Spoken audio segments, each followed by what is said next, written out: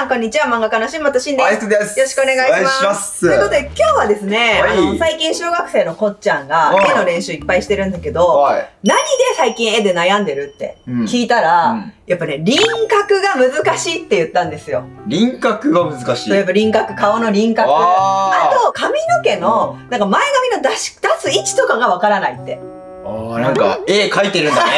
エースがそこまで言ってないから。俺は言ってないから。ということで、今回そういう人多いと思うので、改めて輪郭の描き方、超初心者からちょっとだけ応用編というのをやっていきたいと思います。超初心者からちょっとだけ応用編みたいな。手足。うち天井低いから。ここね。天井低いから。ということで、早速やっていきましょう。はい、ということで、まずは超基本からいきたいと思います。はい。もう知ってるよってね、これうちのチャンネル散々やってるから、人はまあちょっと飛ばしても大丈夫です。なるほどね。まず超基本的な、アニメや漫画の輪郭の描き方なんだけど、今ここに書いてます。なんとなくイメージした、よくある輪郭を。この形を、まず初心者さんはね、どう捉えていいか、いきなり描けって言っても本当に意味がわかんないと思うんだ。そういう時にイメージしてほしいのが、こんな感じでですね、逆三角形、逆さの台形で半円、これをイメージしてもらうとすごく漫画やアニメの輪郭のこうアウトラインが取りやすいと思います。正面だとこんな感じなんだけど、斜め側になるとこの下の三角形がね、逆さのよりなんていうのかな、直角三角形とか、これ二等辺三角形じゃん。これが直角三角形に近づいてったりするようなイメージ。ここのね、角がこっちの辺が短くてこっちの辺が長いみたいなイメージにしていくと顔の角度がつけやすくなると思います。このイメージでこの周りをなぞってあげると、もう漫画やアニメっぽい輪郭取りやすいんじゃないかなと思います。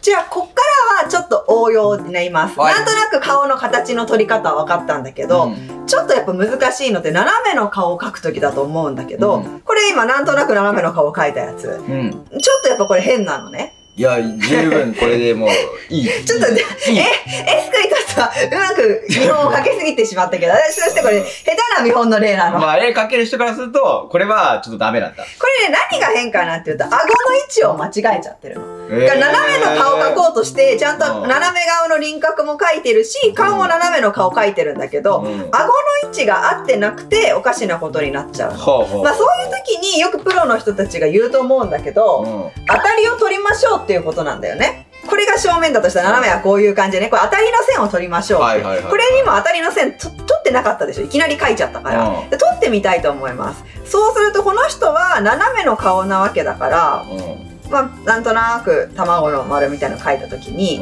まあ横線はいいんだよね、このまま目でね。でも斜めだからこうじゃなくてこっちにしたいわけだよね。だからこういう風にします。こういう風にビビって。そうなった時に、こことここ、この輪郭とこの十字が重なるあたりあるじゃない。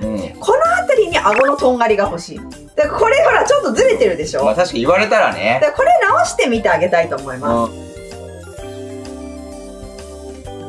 はい、こんな感じで、ちょっと当たりの位置をイメージして描いてみました。まあそうするとちょっとさっきより顎の位置がしっくりきてて、まあ輪郭がさっきよりなんかこう、合ってる顔にね。っていうのがなんとなくだけどわかると思います。これはちょっと下先生が失敗例もうますぎたから、いやそんなことない。ちょっとこう、あんまり違和感ないけど。わかりづらい失敗例で申し訳なかったけど、こういうことです。っていうのが、まずちょっと斜め顔の輪郭がうまく描けないっていう時は、ぜひ顎の位置調整して描いてみてください。当たり描こうってことね。そうなのよ。はい、こっからさらにちょっと応用。最初に言ったこっちゃんが、どうも髪の毛の前髪の出す位置とかがうまく描けないって言ってたんだよね。もはやね、言ってることが俺もわかんない。もうレベル高いんですよ。要は髪の毛が、輪郭は描けても髪の毛がその後うまく描けなくて、なんか最終的に絵が変になっちゃうってことだと思うんだけど、それって髪の毛の描き方じゃないっていう話になってきそうだけど、私今回これってね、輪郭に問題があるんじゃないかなと思って、あえて輪郭編にその問題をまとめてみたいと思います。でもちょっと今からこれとこれにね、今全く同じような2人が書いてあるよね。まあね。こっちはちょっと失敗例書いてる、ね。あ、失敗例。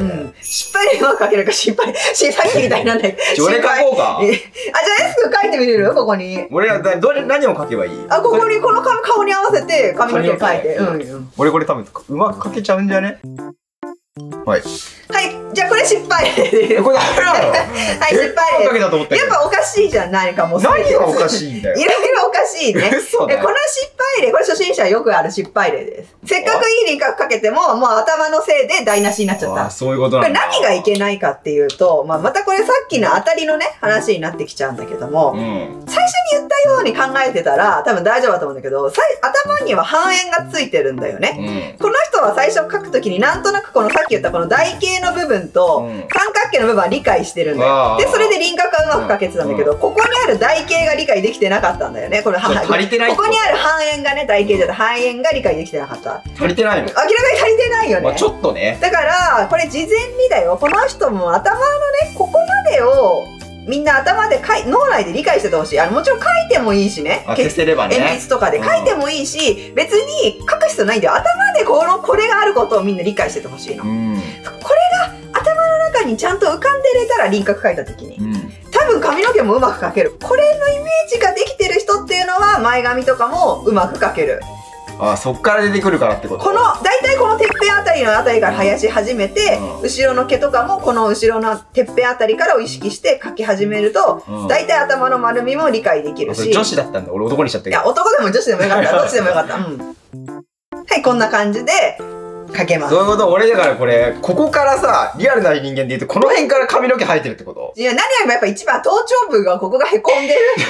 だから上でハンマーからガンでこう。頭潰されてるし、そういう感じ。だから頭潰されちゃってるの。だからちょっと横がちょっとさ、もっさりしてるっていうか、横長になっちゃってるんだ。そう、だからぜひ頭の中でやっぱここにちゃんとね、頭があること、半円があることを意識して輪郭描いてほしい。なるほどね。やっぱ輪郭ってみんな描くときさ、大体ここから描き始めると思うんだよ。あ、そう。だからこれ以上上って描かないと思うんだよ。描かない。だから、こういう風になっちゃうのって本当初心者よくあるミスだと思うので、ぜひここの上まではちゃんとある。しかもこう結構なんででかい半円だと思っていい。でかめの半円、自分が思ってる結構でかめの半円。いや、頭でっかちじゃん、宇宙人じゃんとか思うんだけど、ここだけ見てるときね。確かに。でも、漫画アニメのキャラって結構脳みそでかいと思ってくれれば。頭でっかちなキャラ多いと思って描いてくれたら可愛くなると思う。なるほどね。っていうのが結構応用した輪郭の描き方でした。じゃあ最後にだよ。本当の輪郭って言ってもいろんなパターンがあるので、ちょっといろんなパターンの輪郭の描き方を考えていきたいと思います。そうなんだ。よく見るかなというパターンの輪郭を描きたいと思います。まず、顎はこの辺りイメージしていくじゃない？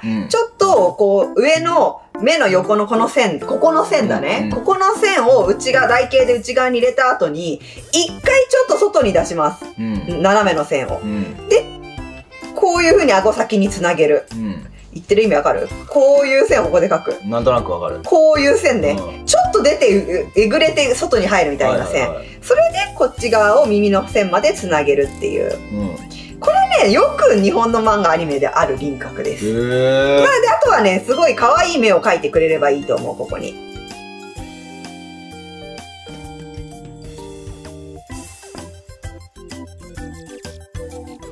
はい、こんな感じ。ちょっとね、ここ私長かったかなと。で、実際もっとここがギュッとしててもいいと思う。じゃあ次、もっと直線的な考え方をする輪郭描いてみたいと思います。まず、頭頂部の丸の線のところをまずよく斜めに出すじゃない？で、今度直線的にこっちに出すじゃない？そしたら、ちょっとこう直線でもう繋いでいくすべてを。さっきはこう丸くしたけどね。そう。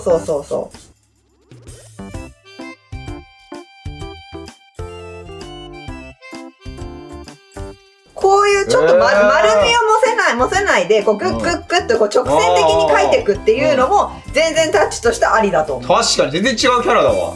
じゃあ次、これはちょっと男性的になってくるんだけど、ここのほっぺの丸みはあんまりあえて出さないで、頬をスッとストレートに落としていくパターン、うまく描けるか描かないかやってみるね。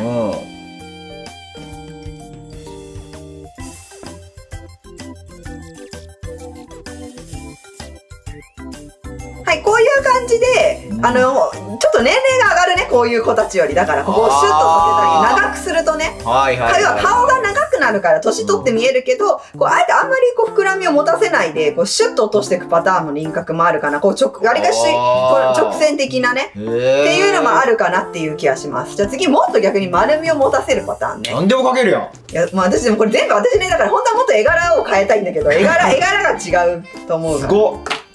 今度はもう本当に、これってさ、顎とか角作るじゃん、今私は。まあ、顎に角作らないパターンね。あ、丸い感じね。まずほっぺを、普通だったら顎あんま出さないけど、もうめっちゃ出していく、外に。ちょっとミニキャラチックってことで、顎をとんがらせない、もう丸めのままいく。で、耳を描いてあげる。これになるともうほんと可愛い輪郭ここに誕生するよね。クレヨンしんちゃんだ。あ、そうだね。ほんとあれ極論クレヨンしんちゃんだね。こんな感じの輪郭にすると、これはもうまん丸のイメージだね。なるほどね。可愛いと思います。ただ、これね、実はまん丸で描くと、こうなるのね。これ好みなんだけど、やっぱね、一回ここでバウンドさせた方がいいと思う。こういうこと。ああ、膨らみをね。ほっぺの膨らみをつけてあげた方がいいから、要は、確かに。これみんなほら、ここにちょっとあるでしょ、ここに膨らみ。これやりすぎると変なんだけど、多少あった方が、なんかアニメっぽいかなとは思うね。まあこれは絵柄もすごくあるし、まあ自分なりに描きやすいのを最後見つけるのがいいんじゃないかなと思います。はい。まあ結構これで輪郭みんなちょっと掘り下げられたんじゃないかなと思うので、より輪郭強化した上手なイラスト描いてみてください。はい。コメント欄でね、こういうところが難しいですとか、こういうのが悩んでますみたいなのが今ある人はぜひ教えてください。今後の動画の参考にさせてもらいたいと思います。下先生がピックアップして、そうね。教えてくれるかもしれないね。そうね、やっぱリアルに悩んでる声聞きたいからね。もう確かに今回リアルに悩んでる。やっぱこんちゃんに聞いたことで、こう生まれたからね、これ、本当に。確かに。なのでぜひ教えてください。よろしかったらチャンネル登録と高評価ボタンもよろしくお願いします。ではまた他の動画でお会いしましょう。漫画家の下本でした。バイバーイ。